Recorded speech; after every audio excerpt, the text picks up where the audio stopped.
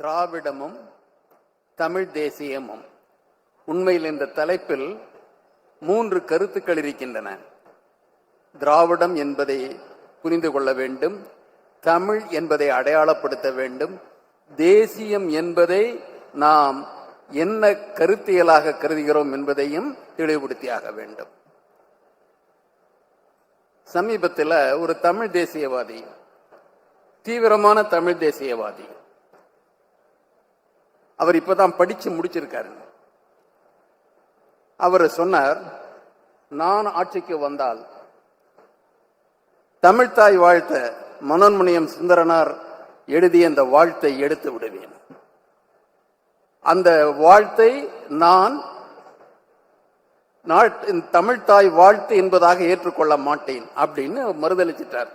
ஏன்னா தமிழ்தாய் வாழ்த்து அதில் திராவிட நல் திருநாடும் என்ற ஒன்று வந்துவிட்டது. திராவிடம் என்றால் அவருக்கு ஒவ்வாமை இருக்கிறது. ஆகவே அவர் சொல்லிவிட்டார், இந்த தமிழ்தாய் வாழ்த்தை நான் ஆட்சிக்கு வந்த பிறகு பாடவிட மாட்டேன் என்று கூறிவிட்டார். தீவிர தேசியங்கள் இவ்வாறு பேசுவது புதிது அல்ல. விடுதலை போராட்ட காலத்தின் போது தேசிய இயக்கங்கள், காங்கிரஸ் தேசிய இயக்கத்திலேயே 2 பாடல்களை வலியுறுத்துவார்கள். ஒன்று தாகூரின் ஜனகணமன, மற்றொன்று பங்கிம் சந்திர சாட்டர்ஜியின் வந்தே மாதரம். இதில் எதை தேசிய பண்ணாக எடுத்துக்கொள்ள வேண்டும் என்பதை பற்றிய கருத்து மோதல்கள் கடினமாக இருந்தது. மதவாத தேசியத்தை நம்பியவர்கள் வந்தே மாதரம் மட்டும்தான் நாட்டு பண்ணாக இருக்க வேண்டும் என்று கூறினார்கள்.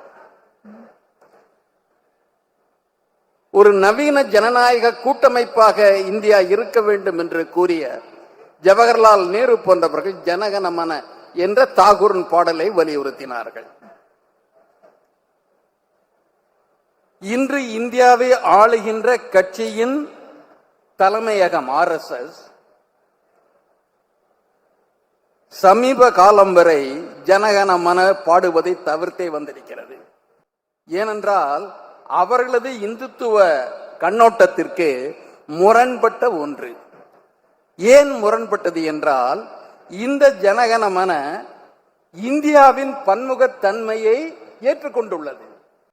பஞ்சாப் என்பதையும், சிந்து என்பதையும், வங்கம் என்பதையும், ஒரிசா என்பதையும், உத்கல என்பது ஒரிசாவை குறிப்பிடுவது, திராவிடம் என்பதையும் மராத்தியம் என்பதையும் தனித்தனியாக குறிப்பிட்டு இந்தியாவின் பன்முகத்தன்மையை ஏற்றுக்கொண்ட ஒரு பாடலாக தாகூரின் பாடல் இருந்தது. ஒரே நாடு என்று சொல்லுபவர்களுக்கு அது பொருந்தாது, அது முரண்படுகிறது. ஆகவே அதை தவிர்த்தார்கள். வந்தே மாதரத்தில் என்ன இருக்கிறது? எந்த ஒன்றும் அதில் இல்லை. தாய் மண்ணே என்று சொல்லுகின்றார்கள், தாயை வணங்குகின்றோம் என்று சொல்வது. ஆனால் அந்த பாடல் இடம்பெற்ற பின்னணி என்பது துர்கையை வழிபடுவதாக இருந்தது. ஒரு இந்து கடவுளை வழிபடுகின்ற பாட்டை நாட்டுப்பண்ணாக மாற்றுவதில் மதவாத தேசியத்திற்கு அக்கறை. ஆனால் இந்தியா என்பது பன்முகம் கொண்டது, பல மொழி இன பண்பாட்டு பிரிவுகளை கொண்ட ஒன்று என்பதை ஏற்றுக்கொள்ளுகின்ற தாகூரின் பாடலை ஏற்க மறுத்தவர்கள் அவர்களும் பேசினார்கள், அது இந்து தேசியம். இவர்கள் கூறுகின்ற தமிழ் தேசியம், இந்து தேசியம் இரண்டுமே திராவிடம் என்பதை ஒவ்வாமையாக கருதுகிறது. அங்கே ஒத்துப்போகின்றார்கள். ஆரியம் என்பதை மறுப்பது கிடையாது, சனாதனம் என்பதை மறுப்பது கிடையாது. இவர்கள் இணக்கமாகவே இருக்கின்றார்கள். மறுப்பது என்பது திராவிடம் என்பது. ஒன்றை நன்றாக புரிந்து கொள்ளுங்கள், திராவிடத்தை மறுப்பவர்கள் தான் பெரியாரையும் மறுக்கின்றார்கள், பெரியாரியத்தை மறுப்பவர்கள் திராவிடத்தையும் மறுக்கின்றார்கள். இந்த 2 கருத்துக்களை உள்வாங்கிக் கொண்டுதான் இவர்கள் மறுப்பை தெரிவிக்கின்றார்கள். ஆகவே இந்த மறுப்பின், திராவிட மறுப்பின் நோக்கம் என்பது என்ன என்பதை புரிந்து கொள்ள வேண்டும். தமிழ் மீது கொண்ட பற்றால் அல்ல. தமிழர் மீது கொண்ட பற்றால் அல்ல. ஆனால் தமிழகத்தில் சமூக மாற்றங்களை விளைவித்த ஒரு இயக்கம் திராவிட இயக்கம், அதனை மலினப்படுத்த வேண்டும் என்பதற்காக இவர்கள் கையாளுகின்ற ஒன்று மொழிவழி தேசியம். தேசியம் என்பதற்கு பல அடிப்படைகள் உண்டு. மதவழி தேசியம், மொழிவழி தேசியம், இனவழி தேசியம், மத உட்பிரிவு வழி தேசியம். இரண்டாவது உலக போரின் போது ஜப்பான் ஒரு புதிய தேசியத்தை பரப்பியது, ஆசிய தேசியம். ஏசியா ஃபார் ஏசியன்ஸ், ஆசியா என்பது ஆசியர்களுடைய ஒரு தேசியம் பேசியது. அந்த தேசியம் என்ன மக்களுக்கானதா, ஆதிக்கத்திற்கானது? ஆதிக்கத்திற்காக ஒரு தேசியத்தை கற்பித்தார்கள். அந்த பல வகை தேசியங்கள் உண்டு. ஆனால் மேலை நாடுகளில் தேசியம் என்ற கருத்து எப்பொழுது வருகிறது என்றால், ஒரு மதத்தின் பிடியிலிருந்து, திருச்சபையின் பிடியிலிருந்து மக்களை விடுவிக்க வேண்டும் என்ற நிலைமை வருகின்ற பொழுது அங்கே மொழிவழி தேசியம் பேசப்பட்டது. ஹோலி ரோமன் எம்பையர், புனித ரோமானிய பேரரசின் பிடியிலிருந்து ஐரோப்பிய மக்களை விடுவிப்பதற்கு மொழிவழி தேசியம் தேவைப்பட்டது. அங்கே பேசப்பட்ட மொழிவழி தேசியம் என்பது மதத்தின் பிடியிலிருந்து மக்களை விடுவிப்பதற்கானது. பழமையை நீக்கிவிட்டு புதிய ஒரு நாகரிகத்தை நோக்கி நகர்த்துவதற்காக சொல்லப்பட்ட மொழிவழி தேசியம், பழையன மறுக்கின்ற மொழிவழி தேசியம். ஆனால் சீமானிய தேசியம் எந்த தேசியம்? எங்கள் முப்பாட்டன் முருகன், கொள்ளுப்பாட்டன் மாலினியம், சிவனியம் என்று பேசுகின்ற பழமை மீட்டுருவாக்கம் செய்கின்ற ஒரு தேசியம், மாற்றத்தை விரும்புகின்ற தேசியம் அல்ல, பழமையை மீட்டுருவாக்குகின்ற தேசியம். அந்த தேசியத்தில் நாம் திராவிடத்தை எவ்வாறு இணைத்து பார்ப்பது, திராவிடம் என்றால் என்ன என்பதை எவ்வாறு புரிய வைப்பது? திராவிடத்திற்கு பல பரிமாணங்கள் உண்டு, அதற்கு ஒரு தொன்மை உண்டு, அதற்கு ஒரு நாகரிக பின்னணி உண்டு, அதற்கென மொழி குடும்பம் உண்டு, அதை விட அதற்கென ஒரு பண்பாட்டு அடித்தளம் உண்டு. திராவிடத்திற்கு பல பல பல பரிமாணங்கள் உண்டு. தமிழ் என்பதற்கு புத்துயிர் அளித்த இயக்கம் திராவிட இயக்கம். தமிழ்நாட்டில் ஏற்பட்ட, தென்னகத்தில் ஏற்பட்ட சமூக மாற்றங்கள், சமூக சீர்திருத்தங்கள் அயலகத்திலிருந்து வந்தவை அல்ல. அது ஈழமாக இருக்கலாம், மலேசியாவாக இருக்கலாம், எந்த பகுதியிலும் அந்த தமிழர்கள் எல்லாம் நம் சகோதரர்கள் என்று நினைக்கின்றோம். ஆனால் சமூக மாற்றங்கள் தமிழ் மண்ணில் தோன்றியவை, இங்கே இருந்த பகுத்தறிவாளர்களால், சிந்தனையாளர்களால் உருவாக்கப்பட்டவை. எங்களுக்கு சமூக மாற்றத்தை பற்றி தெரிந்து கொள்வதற்கு நாங்கள் கடல் கடந்து செல்ல வேண்டிய அவசியம் இல்லை. தமிழகத்திலேயே தோன்றியவர்களால் தான் தமிழகத்தில் மாற்றங்கள் நிகழ்ந்தன. தமிழ் என்று, தமிழர் என்று சொல்லுகின்ற பொழுதும், திராவிடர் என்று சொல்லுகின்ற பொழுதும் எதை நாம் மனதில் கொள்ளுகின்றோம்? தமிழை நீசமொழி என்று சொன்னவனும் தன்னை தமிழன் என்று சொல்லிக் கொள்ளுகின்றான்.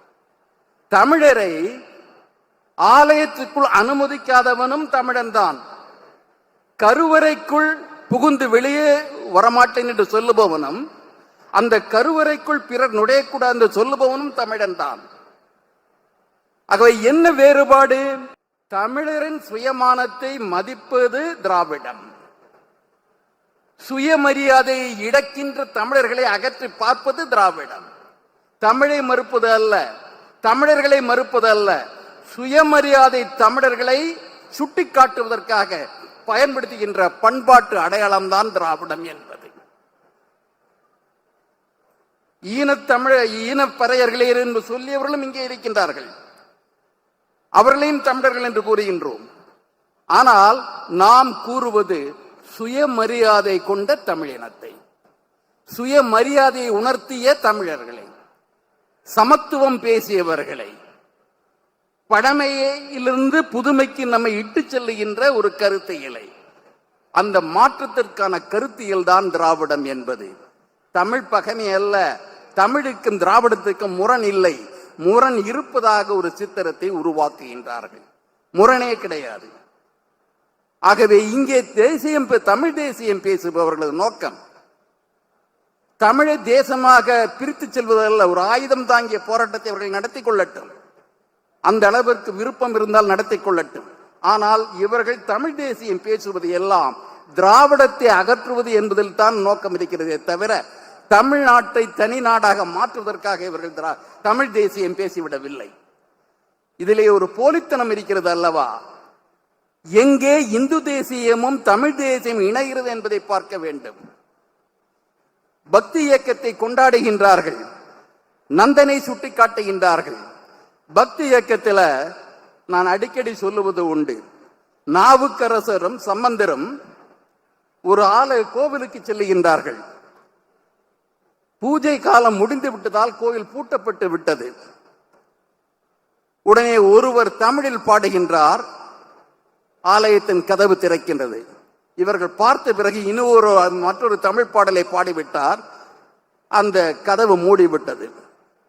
ஆலயத்தின் வெளிக்கதவை மூடுவதற்கு தமிழை பயன்படுத்தியவர்கள் கருவறைக்குள் நுழைவதற்கு ஏன் தமிழை பயன்படுத்தி வெல்ல முடியவில்லை? நாம் தமிழை எங்கும் பரப்ப விரும்புகின்றோம். கருவறைக்கு வெளியே அல்ல, பிரகாரத்தில் மட்டுமல்ல, கருவறைக்குள்ளும் தமிழ் இருக்க வேண்டும் என்று விரும்புகின்றோம். அது திராவிடம். அதை சொல்லாதது தமிழ் தேசியம். தமிழ்நாட்டில் தமிழர் வரலாற்றை முதலில் பாடமாக புகுத்தியதே திராவிட முன்னேற்ற கழக ஆட்சி வந்த பிறகுதான். அதற்கு முன்னாலும் மாப்போசிக்கள் இருந்தது உண்டு, ஆதித்தினார்கள் இருந்தது உண்டு. யாரும் ஏன் அந்த குரலை எழுப்பவில்லை? திராவிட முன்னேற்ற கழகம் ஆட்சிக்கு வந்த பிறகுதான் தமிழர் வரலாறே பாட புத்தகங்களில் இடம்பெறுகிறது. இன்று இந்து தேசியம் அந்த தமிழர் வரலாற்றை தேசத்தின் பாட புத்தகங்கள் அகற்றிக் கொண்டிருக்கிறது. எங்கே சீமான்கள் சென்றார்கள்? அதை எதிர்த்து குரல் எடுப்பவர்கள் கூட திராவிட இயக்கங்கள் தான் வேண்டி இருக்கிறது. அப்படி தமிழ் தேசியம் என்பது நம்மை வெறியூட்டுவதே தவிர மதியூட்டுவது அல்ல.